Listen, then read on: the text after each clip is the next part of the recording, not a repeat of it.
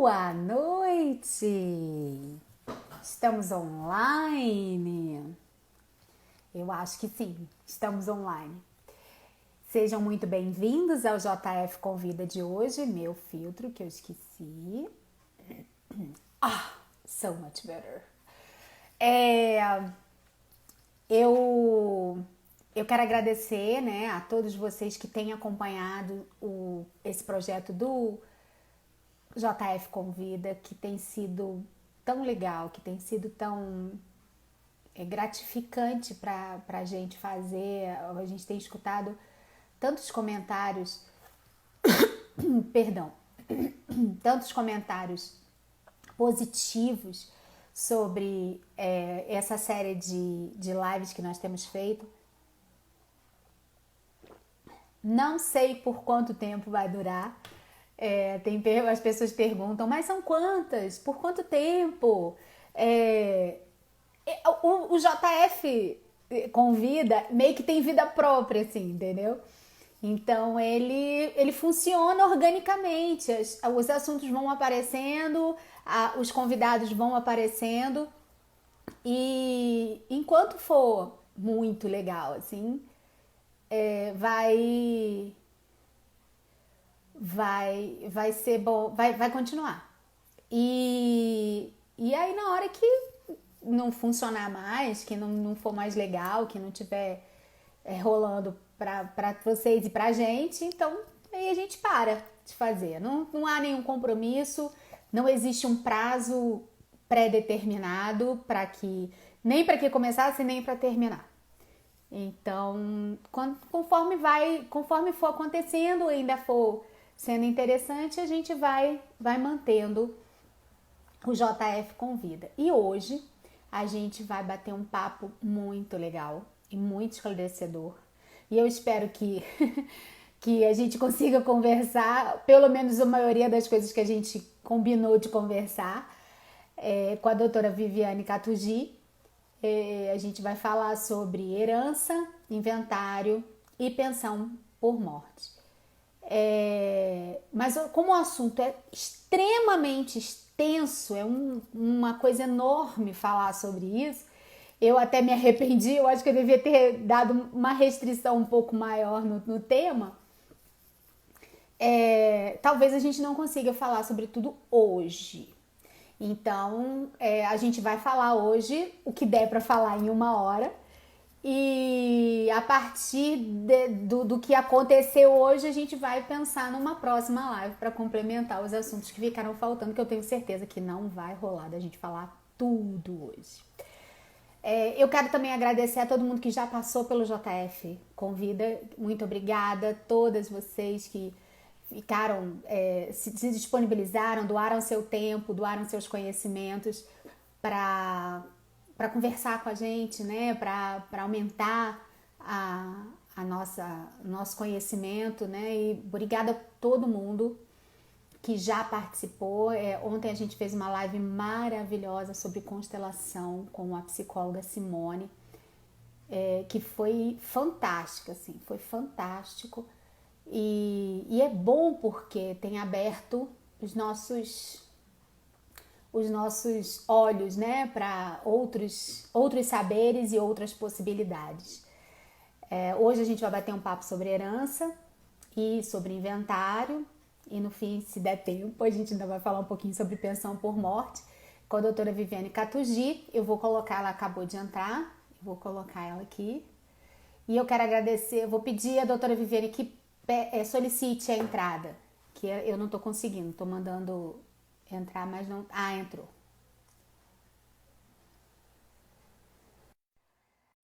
Amanhã nós vamos ter um papo muito legal sobre... Opa, virei a tela aqui. Eu acho que eu virei, não sei o que eu fiz. Tá virado. Voltei. É só clicar 2 vezes que ele volta. Que legal, eu não sabia disso, acabei de aprender. Aliás, eu tenho aprendido tantas coisas nesses dias de live. Deixa eu tirar meu óculos, porque aí agora ele começa a brilhar, que eu tenho que olhar pra cima e ele dá muito reflexo. Mas eu não tô te vendo, doutora Viviane. Eu tô vendo uma tela azul. Sua tela tá virada também? Será que eu não vi? A sua câmera tá virada também? Espera aí. Tá, eu tô vendo seu computador, tá virada essa câmera. Ai, meu Deus, Clica espera duas aí. Eu vezes. vou sair.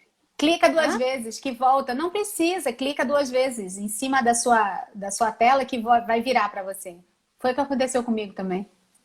Não virou. Clica. Aonde que eu clico? Aqui. Lá no alto tem uma seta para cima e outra para baixo, assim, uma redondinha, uma seta redondinha. Nessa seta, você clica nela, ela vira.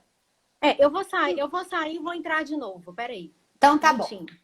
tá ok. Enquanto isso, eu vou falando com vocês sobre as lives que virão. Amanhã a gente vai falar com a doutora Aline. Ah, não acredito, não trouxe minha agenda.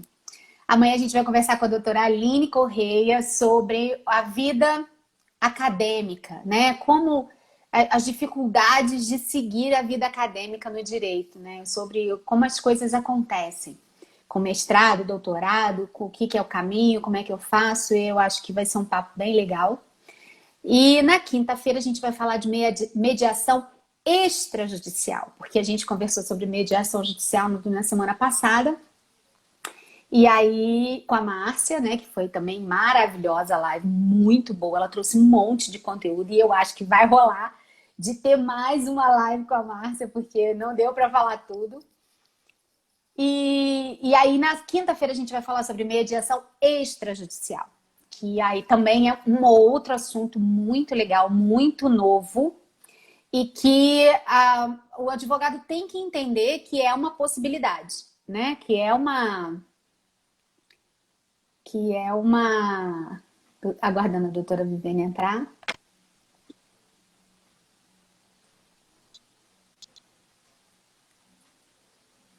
Que é também uma enorme possibilidade. E, sinceramente, eu falo isso há mais de um ano. Quem me conhece sabe. Aê, entrou! Quem me conhece sabe que eu falo isso há E mais de um a ano, gente que vai a adaptando aqui. advocacia. E... Seja muito bem-vinda, doutora Viviane. Ai, agora sim. Boa noite. É bom, Desculpe não aí é? o. A gente vai tentando conhecer, né, as ferramentas aí que a gente não conhecia. Muita Exatamente. coisa está mudando, né? Exatamente. E uma das coisas que eu acho que foi o que a gente acabou de ver na live da doutora Melissa com a doutora Natália, foi essa história, né? De que o mundo digital veio para ficar. Não tem conversa, não tem opção, não vai ter alteração. Assim, essa história de que a gente vai voltar daqui a pouco, essa pandemia vai passar e a gente vai voltar ao normal. Mentira, nunca mais a gente vai voltar. Pelo menos não aquele normal que a gente conhecia. O mundo não vai ser mais aquele normal. O mundo já mudou. Com toda essa pandemia, com essas novidades, nunca mais a gente vai voltar, né? E uma das coisas que eu falo, mas aqui é um negócio que eu já falo que não é de hoje. Eu falo, quem me conhece sabe que tem. Desde que eu comecei a sonhar com o jurídico feminino, eu falo com todas as advogadas que passaram, né? Com quem eu tive contato, com quem a gente conversa e tal, que a gente teve alguma relação, eu falo, gente, o futuro do direito é a mediação.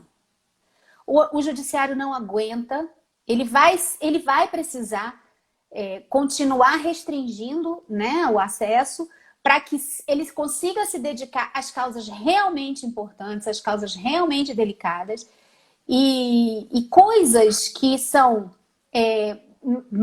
eu não vou dizer que é mais simples, porque o meu problema é meu, né? O meu problema dói em mim. Então ele não é nada simples, ele é super complexo, porque é meu problema, uai. Mas não é que seja simples, mas que sejam questões que possam ser negociadas. Não tem jeito, isso vai chegar na mediação, vai ser alvo de mediação e vai ser resolvido na mediação. Não vai Sim. precisar de um juiz para determinar quem que fica com o quê, quem tem direito, quem não tem direito. Não vai, as partes vão conseguir chegar num consenso em relação a isso. Então, assim, para mim, a mediação é o futuro dos litígios, né? É o futuro da solução, da resolução dos conflitos, de um modo geral. Hoje a gente já vê que as grandes empresas usam a arbitragem com muita frequência, né? É muito mais comum eles usarem a arbitragem do que usarem o judiciário normal. Então, assim, é um caminho bem sem volta, assim. Eu acho que não vai dar... A tendência, eu vejo muito essa questão da extrajudicialização, né? Na questão do direito previdenciário, que eu atuo muito, a questão do INSS, né? O administrativo, o processo administrativo, ele está sendo agora muito cogitado. Muitos advogados não davam tanta importância a ele como está dando agora, né? No requerimento dos benefícios, na pensão por morte. E também a questão do inventário, né? Antigamente era só judicial. Quanto tempo demorava o inventário? Era perder de vista. A gente sabia, né? Ninguém queria ser advogado em área de sucessões por causa disso, porque sabia que um processo desse demoraria 6, 7 anos no mínimo. E assim, é insuportável você ficar no mesmo processo 7 anos. Dependendo do processo de inventário, né? Quando aparecem herdeiros no meio do caminho, né? Quando tem reconhecimento de paternidade. E aí o reconhecimento de paternidade pós-mortem é bem mais complexo de fazer. Isso tudo atrasa muito o processo, né? Isso emperra o processo. Quando tem muita briga entre os herdeiros, né? Quando eles não conseguem chegar num acordo, não tem uma decisão, e aí eles ficam em condomínio, e aquele negócio não anda, né? Não desata. Eu vejo um avanço mesmo, essa questão do inventário no cartório extrajudicial. Muita gente não sabe como que funciona, né? E a gente vai tentar esclarecer aqui, porque o assunto é muito grande, é muita coisa. É verdade.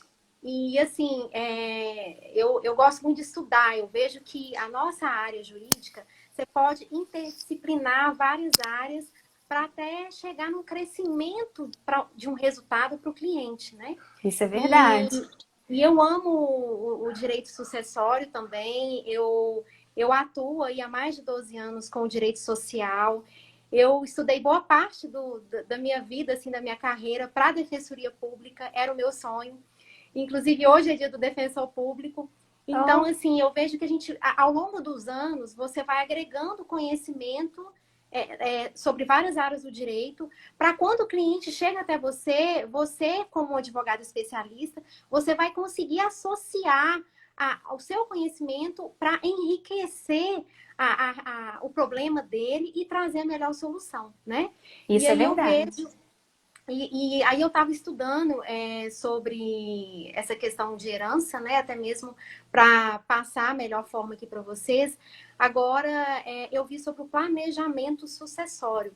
No previdenciário, a gente tem o planejamento previdenciário, né? Que é análise de CNIS, complementação, correção, fazer regra de cálculo com período de transição, envolve várias coisas. Vindo para o sucessório, o que seria esse planejamento sucessório?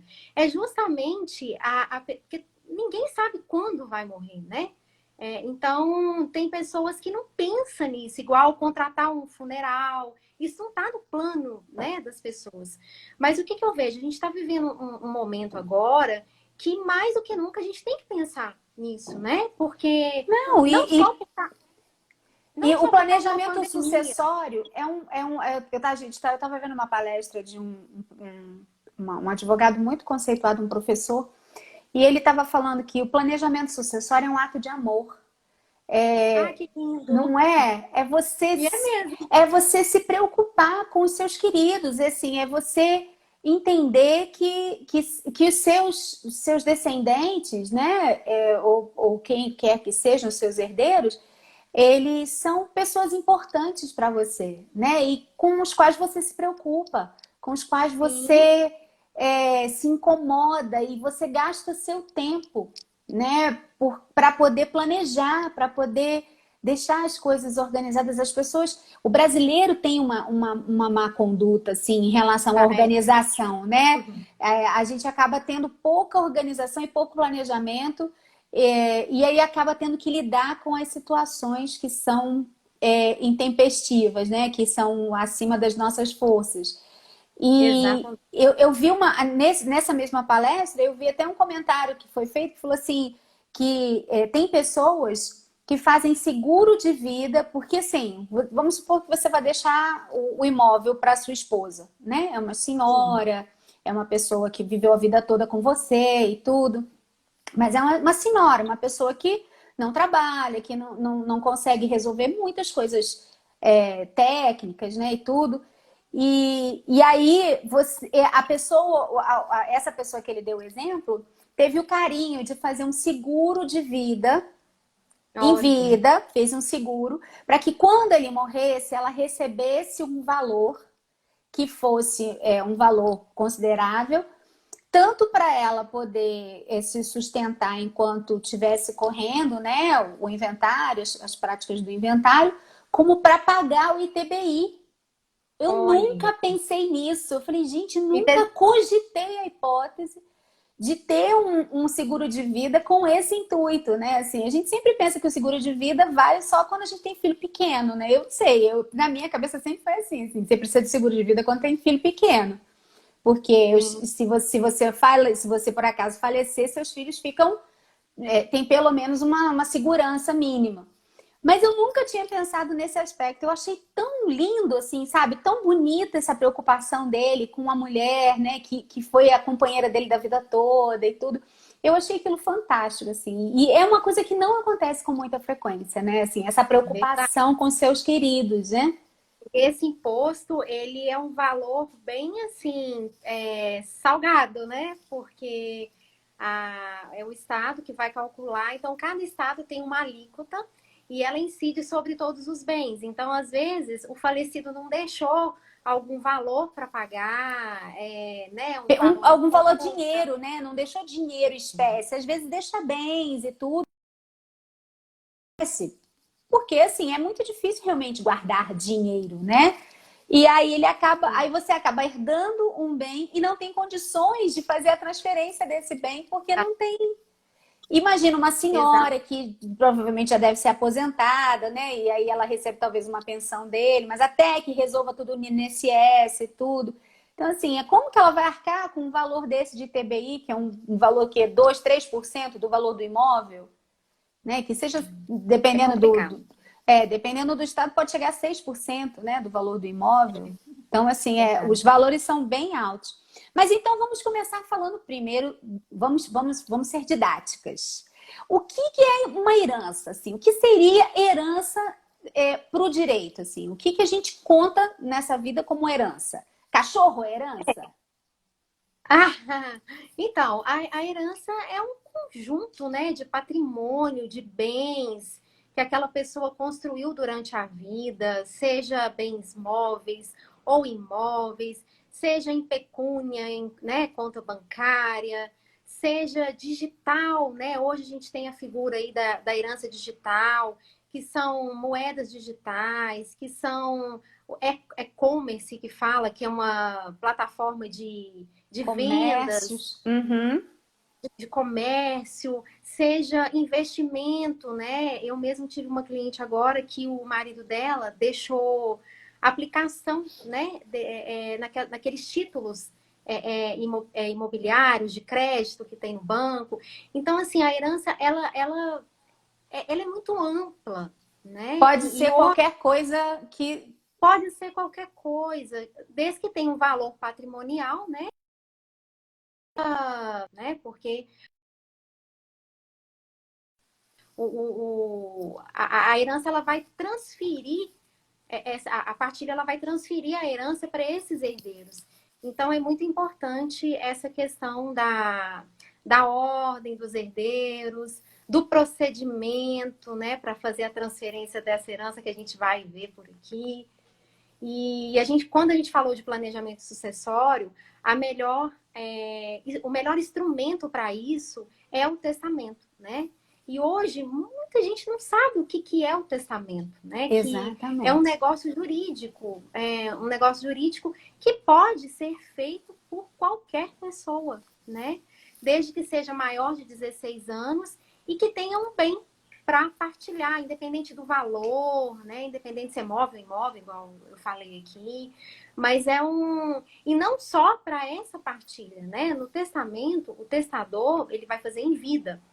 Então, além dos bens, ele pode testar só 50% dos bens que ele tem, por causa da legítima, né, dos herdeiros necessários, que a gente vai falar aqui também. Então, ele pode colocar as vontades dele nesse testamento. Ele pode declarar um filho que ele quer, e é fora do casamento, que ele quer que participe da herança. Ele pode declarar, por exemplo, um imóvel, um usufruto de um imóvel, né, para a pessoa morar, até poder vender. Então, são várias possibilidades dentro. O analfabeto, né, pode fazer também um testamento. Então, eu vejo mesmo como uma possibilidade desse planejamento, desse ato de amor com outras pessoas que também não sejam familiares. Um amigo, um parente que não esteja naquela linha sucessória de recebimento. Então, é muito interessante a questão do testamento. Esses dias eu estava vendo um comentário falando que a pessoa fez um testamento, por isso que eu perguntei, dizendo com quem ela queria que ficasse o cachorro dela. Por isso que eu brinquei sobre se cachorro também é herança. Na realidade, no testamento, o testamento é um documento que registra a sua vontade, né? E a sua vontade pode perpassar pelas coisas que são mais importantes para você e que não necessariamente financeiramente sejam muito caras. Por exemplo, eu vou dar um exemplo, um músico que tenha um violão, uma guitarra, sei lá, um instrumento qualquer, que para ele é muito, muito querido, né? Que não necessariamente seja uma coisa muito cara, financeiramente muito cara, mas que é muito querido. Ele pode designar para quem vai ficar esse instrumento. Aí o exemplo do cachorro, né? Eu achei super interessante, porque parece que a pessoa vivia em união estável com uma pessoa, só que ela queria que o cachorro ficasse para a irmã, porque parece que o cachorro estava com ela desde quando ela era solteira, e ela e a irmã que tinham um relacionamento com o cachorro e tudo. E ela entendia que a irmã era a pessoa mais indicada para cuidar do cachorro quando ela viesse a falecer. E não a pessoa com quem ela mantinha porque ela até era um namoro, porque eles não moravam juntos, mas já era um namoro numa situação de união estável. Sim. Né? Que eles realmente tinham um relacionamento muito estável por muitos anos. E aí ela fez o testamento, né? Dizendo que ela queria que quando ela viesse a falecer, né? Eu nem sei se ela estava doente ou não, assim. Eu sei que ela resolveu que queria fazer um testamento e fez um testamento em cartório e dizendo que ela queria que quando ela falecesse, que a irmã dela cuidasse do cachorro. E assim, se você olhar naturalmente, quem ficaria seria ele, né? Seria pela ordem natural, se não tivesse nenhuma manifestação da vontade dela, formal, como o testamento, iria para ele, né? Ele ficaria com o cachorro. Então, eu achei super interessante isso, por isso que eu brinquei com você, que eu falei assim, o que é herança? Cachorro, herança? Por causa disso. Assim. Porque, na realidade, o testamento ele vai falar da herança, mas ele vai falar dos quereres, ele vai falar da vontade do testador. Então, assim, que não necessariamente precisa... Tem gente que tem coleção de discos de vinil, né? Tem gente que tem livros que são muito queridos, coleções que são muito antigas, né? Então, assim, não é necessariamente uma coisa que financeiramente seja comercial, né? Mas é um valor para aquela pessoa, é uma coisa importante para ela. E isso é muito interessante. Aí você falou sobre herança digital tá bombando, né? Assim, desde o Gugu. Eu até surpresa com o assunto, né? Mas é a nossa realidade. Hoje está tudo digital, então, inclusive, a conta de Facebook, de Instagram, informações das pessoas em Google, senha, valores mesmo em dinheiro digital. Então, isso está gerando uma grande discussão, né? Para ver, porque a pessoa também tem que se precaver, né? A gente tem que ter anotações das nossas senhas desses aplicativos. E também tem decisões já reconhecendo, né?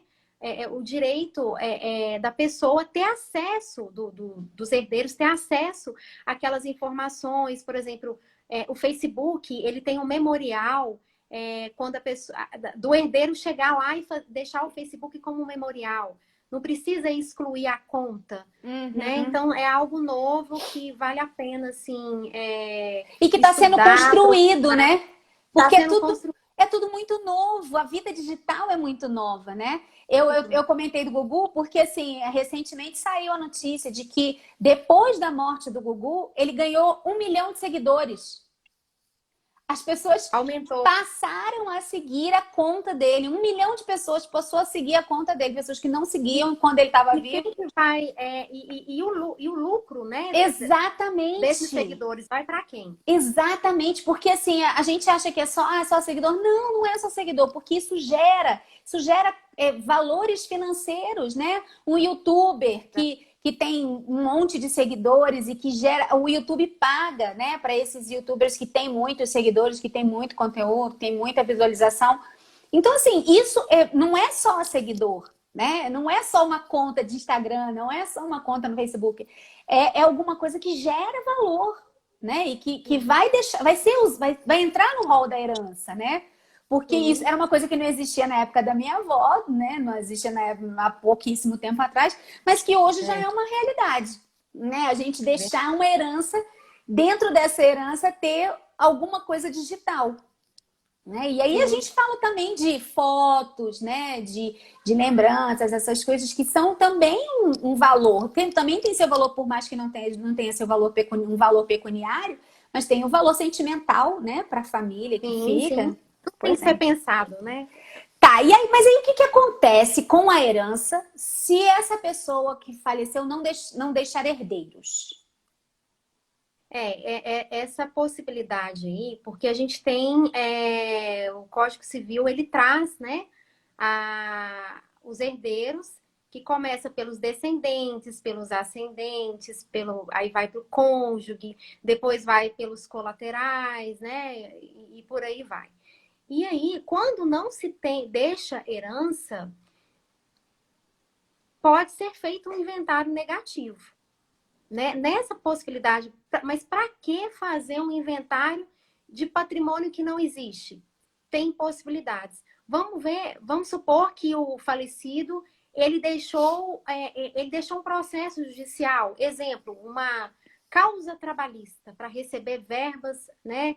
Assento decisório, verba alimentar. Como que você vai receber no lugar dele? Você vai ter que se habilitar. Então, você vai fazer um inventário negativo para substituir ele no processo e poder receber, né, em nome. Então, eu vejo que tem possibilidade também quando a pessoa, o falecido deixa dívida. Ele não deixa herança, mas ele deixa dívida. E então, e os credores vão atrás dos herdeiros, né? E aí, você com inventário negativo de inexistência de bens, você vai poder se defender, porque o Código Civil fala que os herdeiros não podem responder com a dívida do falecido, além das suas forças, né? Então, além do patrimônio deixado, né? Ele responde só até o patrimônio que deixou. Então, eu acho que seria nessa hipótese, né? Sim. Não, mas aí a pergunta foi assim, se ele falecer e não deixar herdeiros. Porque, assim, acho que as pessoas confundem um pouco. Patrimônio? Ele tiver patrimônio, mas não tiver herdeiros. Aí, assim, é porque as pessoas às vezes confundem um pouco herdeiros necessários com herdeiros de um modo geral. Porque nós temos... Aí a gente volta naquilo que você falou assim, a gente vai falar sobre a legítima hoje, né? Vamos falar um pouquinho do que é a legítima e como funciona isso, né? Aquela história de que 50%, o que é 50%? E eu acho que é aí que a gente consegue entrar nessa história de não deixar herdeiros. Sim. Os herdeiros necessários são aqueles herdeiros, igual eu relatei aqui, que tem a ordem cronológica para estar herdando, né, a herança. E os herdeiros testamentários são aqueles que foram elencados lá no testamento, que fazem jus aos 50%. Então, a legítima é esse valor de 50% que é reservado para os herdeiros legítimos, né? Então, caso o falecido morra e não deixe filhos, aí vai passar para a próxima né, para a próxima cadeia lá dos herdeiros. Então, a legítima é esse 50% que não pode ser doado, testado, porque ele já tem os herdeiros legítimos que vão herdar. Uhum. E é bom a gente falar também, que eu acho que é uma coisa que também causa confusão, é que é o seguinte, esposa e marido não é herdeiro, é meeiro. Meiro. Né? E aí ele Sim, entra. sim. Então, assim, a metade dos bens, que a metade desses 50% que não podem ser, né, nem testados, nem doados, já é do cônjuge. E tem que observar o regime também, né, de Pois casamento. é, Tem a comunhão universal, tem o regime obrigatório de bens, tem a comunhão parcial. separação Então, total. é muita coisa. E a gente Pois vai é, delongar muito aqui. são muitos Não, detalhes, são muitos detalhes. Mas muito. assim, no caso de. Aí, assim, só para fechar esse assunto, no caso dele não ter filhos, não ter pais, não ter irmãos, não ter marido, não ter esposa, não ter netos, sobrinhos, não tem ninguém. Vamos supor que ele é completamente sozinho no mundo. Assim, todo mundo da família dele faleceu, ele é o último da família dele. E ele realmente não tem. é, não tem Herdeiro. herdeiro nenhum para herdar os bens que ele deixar, realmente o bem vai para o Estado. Vai para o Estado. No final de tudo, se você procurar em todos os aspectos, né, todas as possibilidades legais, se ele realmente não tiver nenhum herdeiro, os bens dele vão para o Estado. Então, assim, Vai. Depois de 5 anos. Depois de exatamente. 5 anos. A doutora Monique está falando aqui que não há relação de parentesco entre marido e esposa. Sim. Por isso que ele não é um herdeiro necessário, né? Ele não entra como herdeiro necessário. Bom, aí vamos supor que a pessoa tenha deixado somente dinheiro. Ou através de investimentos, como você falou ainda há pouco, ou através de uma conta bancária, um valor que seja, não tenha bem imóvel, nem bem imóvel, mas que seja que para poder elencar, né, como herança. E a gente tem só valores depositados em bancos ou em bancos de investimento, alguma coisa assim. Eu preciso fazer inventário mesmo assim? Então, existe o alvará judicial, né, que é um instrumento também jurídico aí, e ele você tem que entrar como se fosse uma ação judicial na vara de sucessões, e o juiz ele vai oficiar os bancos, né, para ver todo o saldo de conta bancária, de poupança, de PIS, de investimento. Só que tem uma questão, e eu até passei por isso bem recentemente. Dependendo do valor que esteja em investimento financeiro, ele não vai conceder um alvará.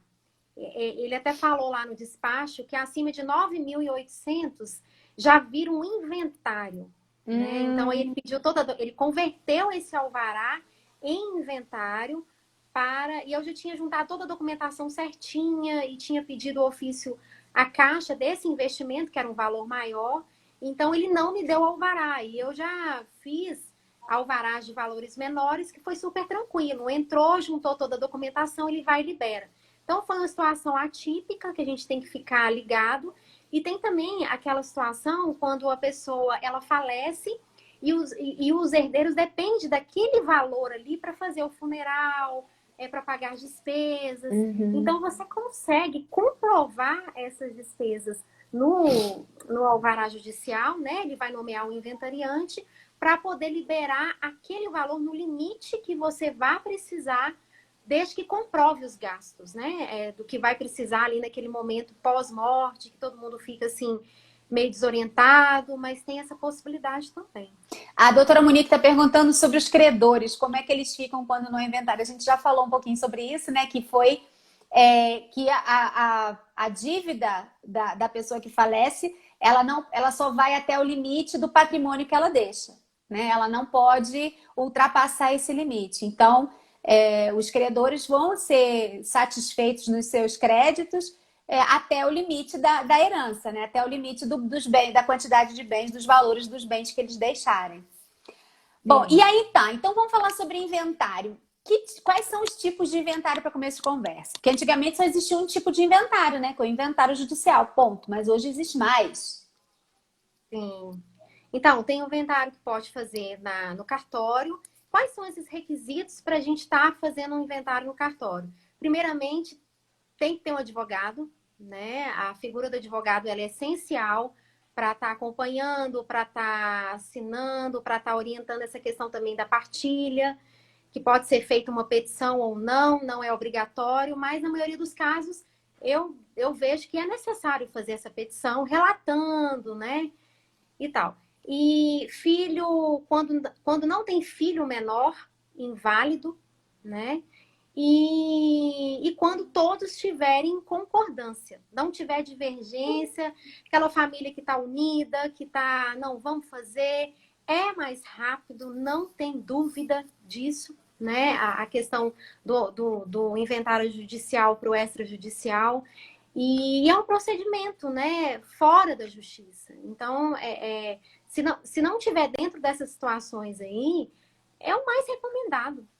Né? Sim. Então, tem custas, tem os emolumentos que têm que ser pagos. Após a emissão da escritura pública, tem que ir num cartório de registro de imóveis pagar uma taxa também para registrar o imóvel. E um dos procedimentos principais é o recolhimento do ITCD, que é o Imposto de Transmissão Causa Mortes. Ele é tanto para transferência de herança, como para doação, como para cessão de herança também.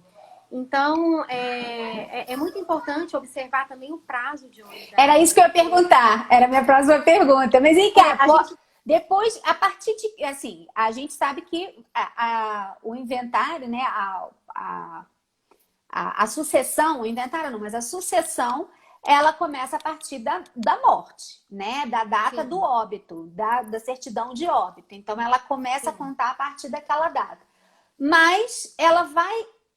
a partir daquela data, quanto tempo a gente tem para poder dar entrada no inventário? Então, o prazo é de 60 dias, né, da data do óbito. E se não der a entrada nesse prazo, pode entrar depois? Pode, só que vai pagar uma multa que ela é calculada nesse imposto, no ITCD. Então, o valor do ITCD, ele já é um valor alto. Então, se você pagar essa multa, vai te onerar mais ainda. Então, Exatamente. a recomendação já é procurar um advogado, se orientar, ver quais as condições do extrajudicial do cartório ou então da justiça. E esse prazo vale para os dois? Vale para o inventário judicial e para o inventário extrajudicial ou só para o inventário judicial, que são 60 dias? Ele vale para os dois, porque a questão, o ITCD, ele tem esse prazo de recolhimento, né? Então, assim, se passa desse prazo, vai gerar multa para o Estado. Então, todos os dois o prazo tem que ser respeitado. Entendi. E vem cá, aí tá. A doutora Monique perguntou sobre o caso do credor. Como é que ele vai se habilitar em caso de não haver inventário? Uma coisa que a gente vê com muita frequência é que a pessoa falece, deixa bens e os seus herdeiros não entram com o inventário. Deixa tudo do jeito que tá. Não mexe. Porque a minha mãe mora lá, ela vai continuar morando na casa, é a única casa da família, os filhos não vão encrencar, né? Vai todo mundo conviver tranquilamente. E aí vão deixando lá. E aí passa 1 ano, 2 anos, 20 anos com aquele negócio daquela casa lá, porque ninguém vai vender também aquela casa, porque é a casa da mãe. E fica com assim a documentação, né? Fica com a documentação como sendo daquela pessoa que faleceu. Então, assim, é uma coisa muito comum isso acontecer. Assim, é muito mais comum do que a gente imagina. E aí a Monique está perguntando, aí vamos supor que ninguém entre com inventário, né? Não tenha nenhuma abertura de inventário, nem judicial, nem extrajudicial. Como que os credores podem se habilitar? Como que os credores podem cobrar desse espólio, se ele não existe, né? Se não é se não tem nada formalizado sobre como é que vai ficar a herança da pessoa que faleceu. Primeiramente, os credores têm que ter a certeza do óbito, né? Desse devedor, vamos dizer assim. E se não tiver inventário, eu entendo que tem que fazer uma ação de cobrança mesmo e os herdeiros apresentar um inventário negativo para não ter que assumir esse risco do pagamento, né, da dívida. Porque, igual a gente já conversou, não pode, o herdeiro ele não pode assumir uma dívida acima, né, do valor do patrimônio. Então, nesse caso, eu vejo que dá para cobrar e a outra parte também dá para se defender com esse inventário negativo. É bem complexo, porque assim, aí o credor vai entrar contra quem? Vai entrar contra a pessoa que faleceu, porque não existe espólio. Então, assim, vai entrar contra a pessoa que faleceu, mas o CPF está baixado, né? Assim, essa pessoa não vai responder mais sobre. Não vai se defender mais judicialmente numa ação. Sim, mas ele tem a prova do óbito? Vocês estão imaginando. Não, a prova do óbito é pública, né? Ele consegue uma cópia da certidão de óbito no cartório, né? Aí isso aí é fácil. Mas assim, aí ele entra contra quem? Porque não existe uma figura. Se não foi aberto o inventário, essa pergunta é excelente. Eu não sei a resposta, sinceramente, porque eu penso o seguinte, nós como profissionais, em primeiro lugar, a gente tem que ser processualista. Eu vejo assim que eu fico tentando pensar tudo dentro do processo, sabe? O processo civil, que nos dá ampla possibilidade. Não tem inventário, mas tem os herdeiros. Pois é, mas aí como é que o credor se habilita? Porque assim, não existe, porque só é aberto o espólio se for aberto o inventário, né? Se você só vai ter um espólio e um representante, né? Um inventariante, se você tiver alguma abertura de inventário. Não foi aberto o inventário. Sim. E aí essa pessoa faleceu. O credor vai entrar com ação contra quem? Vai entrar com ação contra a pessoa que faleceu? Não pode, não dá para entrar com ação contra o falecido. Mas o que o Código Civil fala? Que os herdeiros são responsáveis pela dívida até o limite da herança. Então, tem fundamento legal para entrar contra os herdeiros e esses também pode apresentar, se não a defesa. A defesa. Eu vejo esse caminho. Se tiver não outra... tem... não... eu acho que é um assunto que a gente pode estudar, mas assim... Realmente é bem complexo, porque aí ele vai ter que entrar com uma ação contra uma pessoa que não é da relação, né? Assim, porque é um terceiro. Esse herdeiro é um terceiro. Não, ele não é um terceiro. Aí que tá. Ele não é, ele é um herdeiro. Ele é um herdeiro que pode ser responsabilidade, sim, pela dívida, né? E também tem o direito de defesa. Enfim, eu acredito que dá para... Tem estratégias processuais aí. Eu acho fantástico. Assim, agora voltando só um pouquinho no planejamento, o planejamento sucessório, que eu acho um assunto extremamente interessante e que eu acho que as pessoas pensam muito pouco. Quando a pessoa é empresária, né, quando ela tem alguma empresa, sócia de uma empresa, né, e tudo, eu acho que o planejamento sucessório é mais importante ainda. Né, assim, que quando um empresário, né, o dono de uma empresa, o sócio de uma empresa, o sócio-presidente, ele vem a falecer, as coisas na sucessão ficam as coisas na empresa ficam extremamente complexas, porque os herdeiros não podem se habilitar como sócios, né, no lugar dos sócios.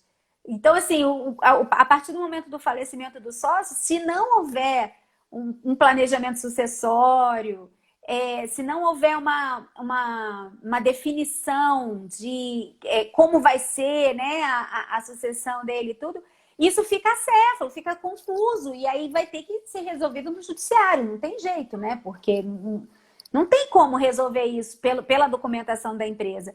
Eu acho o planejamento sucessório muito interessante. É complexo, é bem complexo. Complexo. Não é uma questão fácil, mas eu acho que aí a gente volta na história do amor, né? Que assim, quando você se preocupa com esse planejamento, sinceramente, é uma demonstração de amor assim maior, né? A maior de todas, assim, porque você tá deixando, você tá arrumando a casa, né? Você tá deixando tudo direitinho, tudo organizado. Você tá dizendo como que você quer que as coisas sejam.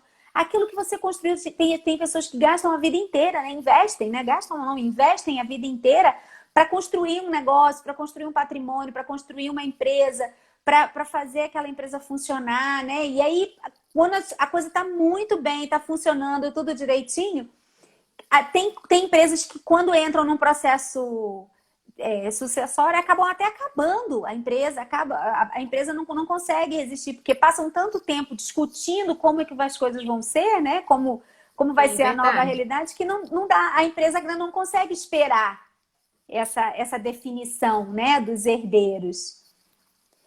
Monique está falando aqui, o holding e seguros de vida são bastante utilizados. Pois é, as pessoas têm usado muito a holding, né? Mas eu também vi críticas sobre isso, sobre essa história de criar holding para poder fazer planejamento sucessório. Diz que não, assim, é uma opção, mas que não é a única, né? E que as pessoas têm usado muito, assim, sem questionar se realmente é a melhor situação, né? A melhor opção para fazer o planejamento sucessório. Bom, então vamos continuar aqui com o nosso papo bem. A gente já falou sobre quem são os herdeiros, a gente já falou sobre os inventários. Nós temos perguntas. Nós temos perguntas dos nossos seguidores. Ai, acho que bloqueou. Será que fui eu? Não, né? Vocês estão me vendo? Eu estou funcionando? Eu estou andando aqui? Porque para mim a doutora Viviane voltou. Voltou? Voltou. Aí eu falei, ai meu Deus, fiquei sozinha. Não, deve ser o horário, né? Eu imagino. Alguns dos nossos seguidores mandaram umas perguntas e eu achei super legal porque são coisas muito práticas, assim. Uma delas falava sobre o pai, a avó faleceu agora e o pai já havia falecido antes. Aí ela pergunta se ela pode se habilitar no processo em sucessão a ele, ao pai dele, como representando o pai dela.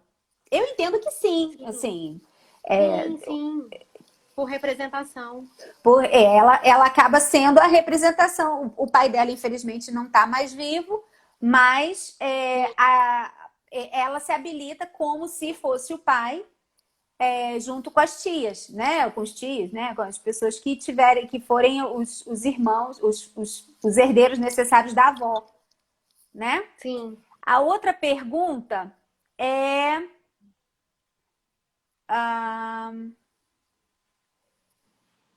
quais os benefícios de se fazer um testamento? A gente falou muito sobre isso aqui, né? Para não ter, para realmente você ter aquela organização sobre o patrimônio, sobre não deixar aquele clima de insatisfação com pessoas que você considera como família. E muitas vezes acontece, por exemplo, a pessoa ela não tem familiar para cuidar dela. Então, tem aquela pessoa que cuida dela há alguns anos e aí vira da família. E aí eu mesmo conheço pessoa que era cuidador de idoso e recebeu de herança um apartamento. Porque a pessoa fez o testamento em vida. Falou, eu vou deixar para você em consideração ao seu carinho comigo, ao seu trabalho. Ai, que então, gentil. Eu vejo... Que lindo, né? Ganhou um apartamento. E pensa numa pessoa humilde. O apartamento é muito bom, o imóvel é muito bom. Então, assim, traz uma recompensa para a pessoa também que recebe, que não tem preço, inestimável, né? Exatamente. Inestimável. A outra pergunta aqui fala, todo testamento tem que ser registrado em cartório? Não. Existe 3 tipos de testamento, que é o público, que tem que ser no cartório, tem que estar na presença, né, do tabelião, e 2 testemunhas que não seja quem for herdeiro, né, da herança. Tem o privado, que tem que ter 3 testemunhas, não precisa registrar em cartório, mas é bom deixar com uma pessoa de confiança também, né? Porque ali o testamento, para ele ter validade, ele tem que cumprir os requisitos da lei. Então, quando a pessoa falecer, ele vai ser aberto lá na justiça, e se ele não cumprir os requisitos, ele pode ser invalidado, né? Então tem que tomar muito cuidado. Aí tem também o cerrado, que é um testamento muito difícil de ter hoje, né? Quase não tem, quase não usa, né? Quase não tem. É um testamento que tem que ser lacrado, né? E muitas vezes depois ele não está dentro Das da regras. formalidade, das regras. Então ele está muito em desuso, né? É verdade. Errado. Igual eu comentei aqui, o analfabeto, ele pode fazer o público, né? Ele pode ir lá levar as testemunhas, ele não assina. O analfabeto e o cego. O cego também tem que seguir as mesmas. Também. Ele é lido em voz alta e ele confirma na presença das testemunhas, e pode perfeitamente fazer o testamento. Mas vem cá, fala pra mim, testamento é só pra gente rica? Não. Eu ouço isso com muita frequência, do tipo, mas por que você não faz testamento? Ah, porque testamento é pra gente rico, gente, não é pra mim, não. Eu gostei muito desse assunto, porque as pessoas realmente não têm conhecimento disso, né? E o testamento particular, ele não tem ônus a princípio, né? Agora, o público, você vai ter que pagar as taxas lá do cartório, que eu acredito que é em torno de R$ 1.700, R$ 2.000. Então, assim, quem não tem uma condição financeira boa, estando dentro dos requisitos, pode fazer. Agora, é interessante ter uma orientação de um advogado, né? Para explicar como que a lei exige esses requisitos. Ah, isso é verdade. Qual situação que vai enquadrar para fazer esse testamento. Vira e mexe, tem ação no STF e nos tribunais, pedindo para considerar um testamento que está fora das formalidades, né? Não tem o número de testemunhas, não segue as regras que o Código de Processo Civil ordena.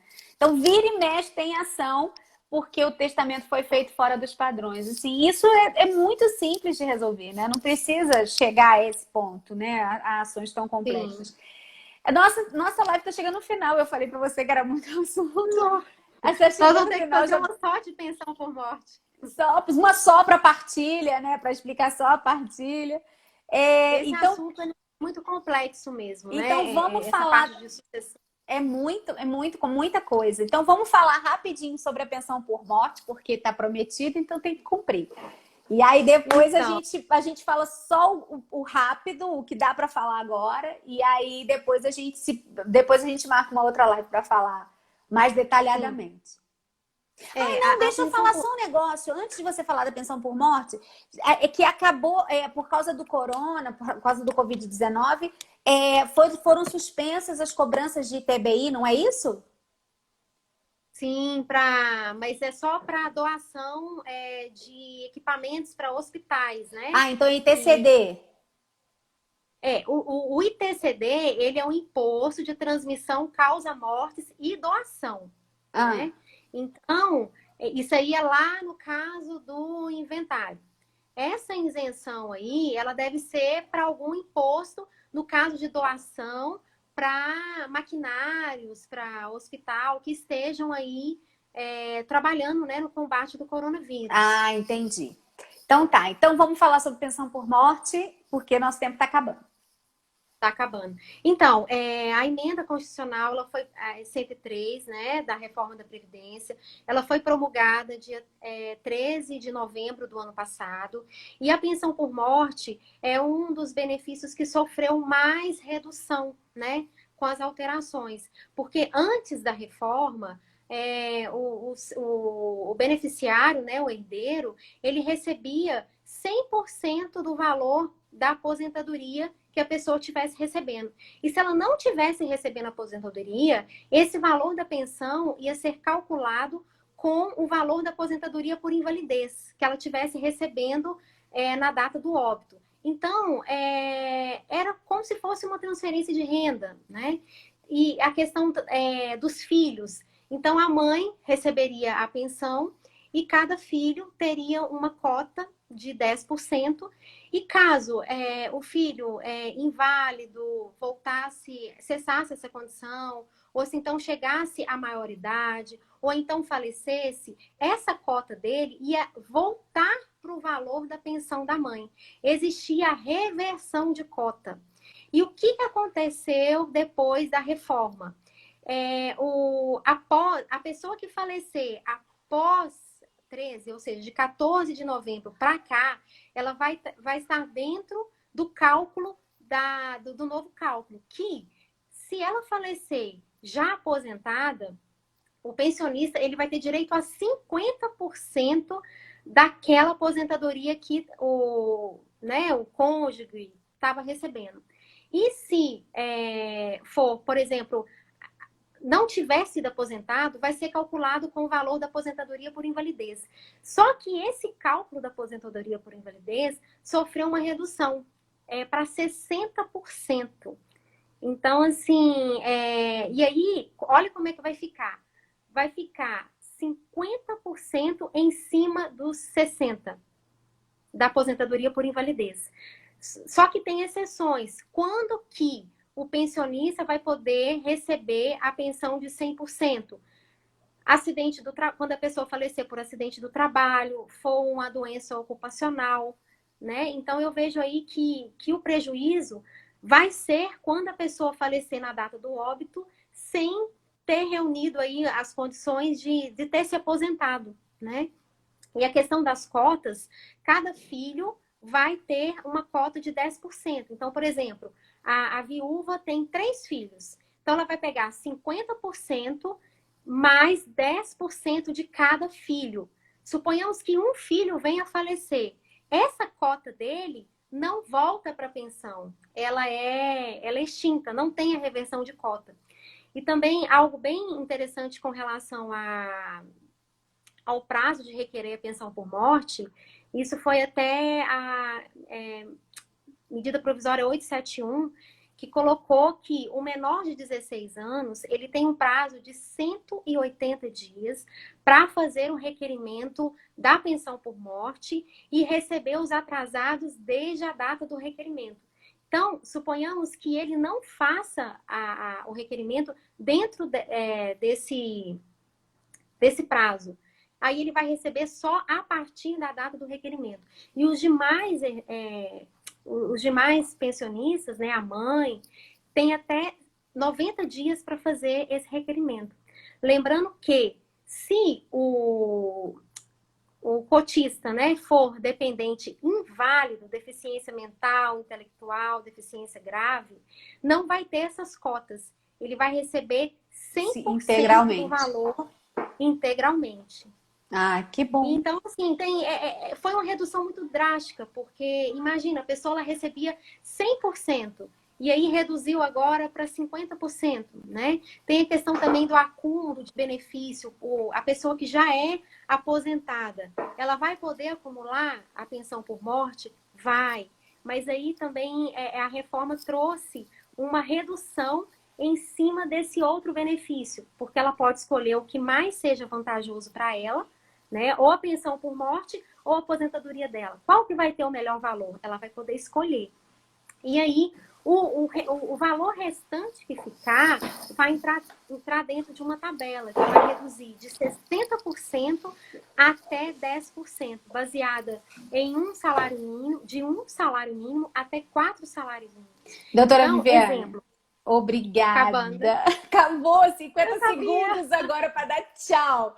Muito obrigada, muito obrigada. Foi muito conteúdo. Eu sabia que a gente não ia ter problema com o tempo. Mas, assim, muito obrigada. E suas considerações finais em 30 segundos. Aí eu só tenho a agradecer e eu acho que nós, como profissionais, né, que estão militando aí no direito, a gente, acima de tudo, é um agente social.